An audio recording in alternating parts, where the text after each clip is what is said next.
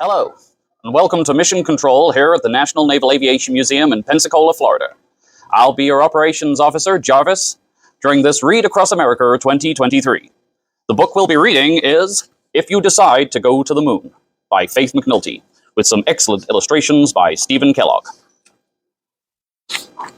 If you decide to go to the moon in your own rocket ship, read this book before you start. It will tell you how to get there and what to do after you land, and the most important part tells you how to get home. Check the things you will need: a spacesuit, air tanks, books and games, and don't forget your diary and plenty of food. Peanut butter, apples, and cake will taste great in space. Water and juice are also important.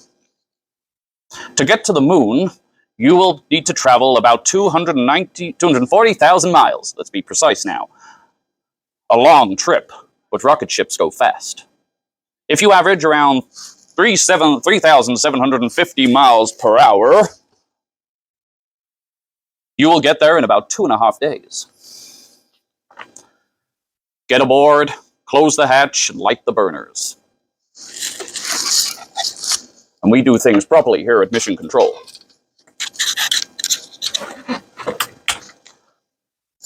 10, 9, 8, 7, 6, 5, 4, 3, 2, 1, blast off.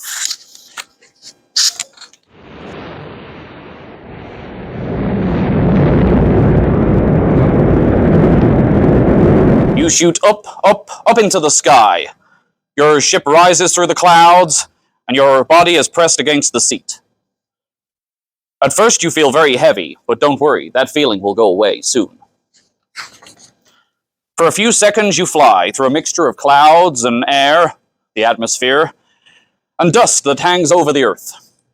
It's not very thick, only about 15 miles. You'll shoot through into space. Space is dark and empty. There is no air in space. No clouds, no rain, only a few specks of dust, some rocks called meteors, and some chunks of ice called comets. Both meteors and comets are pieces of stars that exploded long ago and have been flying around in space ever since. If one hit you, it would be very bad. But space is so big, and you are so small, that a collision is unlikely. In the blackness of space, the stars shine like a million fireflies. The sun blazes with a fiery light, and the moon, the mysterious moon, glows like a pearl in the black, black sky. Of course, you know that the moon has no light of its own. It glows in the light of the sun. Up here in space, you may feel very alone. Don't look back at the earth. It would make you even lonelier. This is the time to play some cheerful music, eat a peanut butter sandwich, and keep your eyes fixed on the shining moon, and settle down for a long ride. Relax. Take off your seatbelt and be prepared for a surprise, because you'll be weightless in space. You'll feel amazingly light. You will float like a feather inside the cabin and bounce off the cabin walls. But you'll bounce very lightly and find it a lot of fun. When you're thirsty, don't try to pour orange juice into a glass. With everything weightless, it could collect into floating liquid balls and become an orange juice blob floating in your cabin. You can drink out of squeeze bottles instead, and after supper and a squeeze of juice, it's time for bed. Tie yourself to your bunk so you won't float away, and settle down for a good night's sleep. Of course, there's no night in space, so you'll have to pretend. Try to have sweet dreams. Relax. When you wake, you will be much closer to the moon. It'll be big and round and very bright, with dark patches that look like lakes or seas. They were made billions of years ago when the moon was very hot, hot enough to melt stone. Now and then, melted stone spurted up through the crust and spread out on the surface like spilled soup. When it cooled, it hardened into stone, called lava. From Earth, these smooth, dark places look like oceans. Now, playing cards will help to pass the time, but if you drop them, they will drift around the cabin like butterflies. Floating around to catch them will feel like swimming in a dream. The first humans to go to the moon landed on the Sea of Tranquility. It is marked on your moon map and would be a good place to land. But you still have a long way to go. When you're tired, lie down and look at all the stars. On Earth, you only see the stars that are above you. Up here, there are stars in every direction. You might write in your diary, I wonder how far space goes and where it all ends.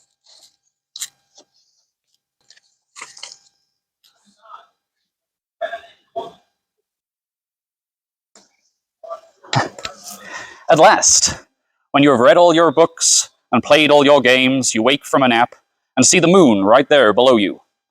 You look down on an endless desert, everything one color, silvery gray. The ground is covered with rocks and round craters. Craters are holes made by meteors and have rained down on the moon for the ages. Some were huge and made deep holes, hundreds of miles across. Of course, you steer clear of the rocky places. At last, you see a lava lake below, the Sea of Tranquility. Get ready to land. As you descend, your craft shivers and shakes. It settles slowly and softly. You feel a bump. You are on the moon. Your first look will be disappointing. All you'll see through your porthole is a cloud of dust, stirred up from your landing. Put on your spacesuit and air tank while you wait for it to settle. Then open the hatch and jump out. You will land lightly. The moon is smaller than the Earth and has less gravity to pull you down. If you weigh 60 pounds on the Earth, you'll only weigh 10 on the moon. Your first step will be difficult. You will rise in the air and leap forward like a kangaroo. But once you learn how, walking is fun. Each step takes you 5 times as far as a step on Earth. Leaping over boulders and craters, you cover the ground with magical swiftness. The moonscape is strange, but it doesn't look dangerous. The dust reminds you of cake flour. You wish you could take off your suit and play in it. Don't do it. Don't do it because the heat of the sun would burn you up. Because there's no air or water on the moon, there are no clouds to shield you from the heat of the sun or the cold of space. Anything touched by the sun is blistering hot. Anything in the shadow is instantly cold. Without a spacesuit, you could sizzle or freeze. As you walk, you will notice your boots don't crunch on the pebbles. If you take a hammer and hit a rock, there is no bang. It's impossible to make a sound or a noise on the moon. Without air to carry the sound waves, you wouldn't hear a bell ring, and you can't hear a horn blow. You can't hear a whistle or a song on the moon. If you kick a pebble, it would bounce without a sound. As you keep walking, the silence and stillness are eerie. Nothing moves. The boulders and hills have strange shapes. Some hills look like dinosaurs. Some boulders look like giant turtles, or weird birds, or a herd of cows. A heap of jagged rocks looks like a ruined castle. You feel as if you might be in a fairy tale. Or is it a dream? Your map tells you that the astronauts' camp is just over the hill. As you climb, you wonder if things will look different on the other side. Will you find something green, something alive?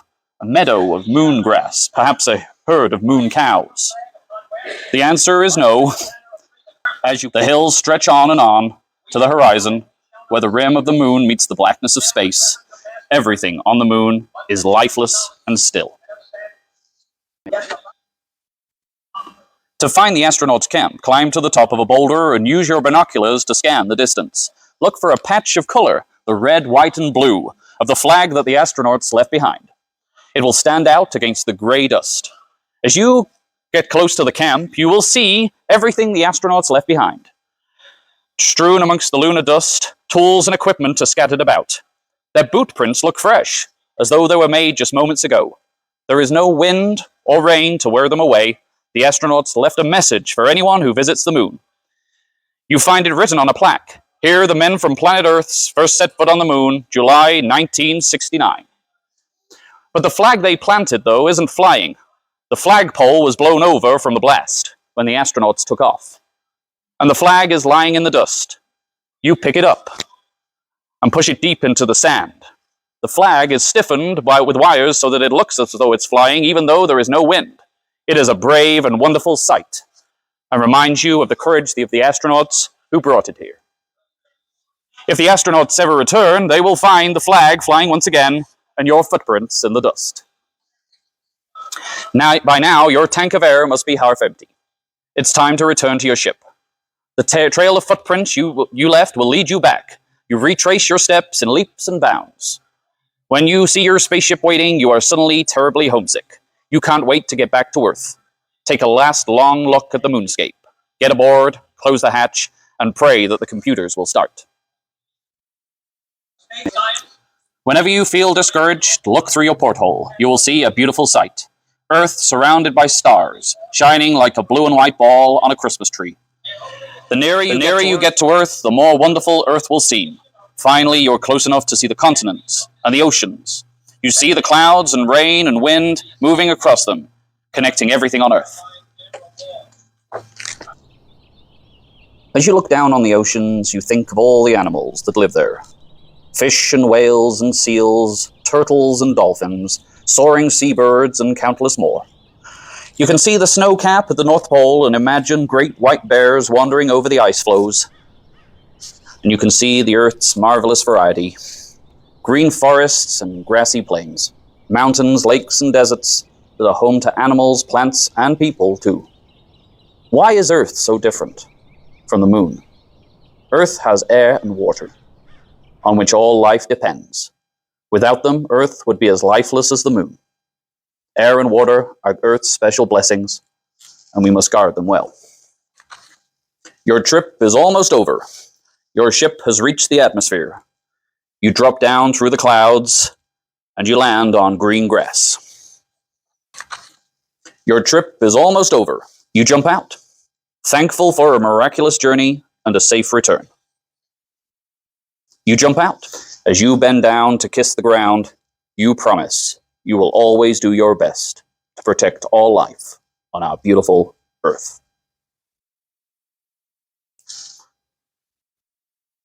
Thank you for joining us for Read Across America 2023 here at the National Naval Aviation Museum here in Pensacola, Florida. We know that many of you can't visit the museum, so this is our part in bringing the museum to you. I hope you've enjoyed If You Decide to Go to the Moon by Faith McNulty, and hopefully you'll join us for one of our future story times here in the cradle of naval aviation. Thank you very much. This is Jarvis, signing out.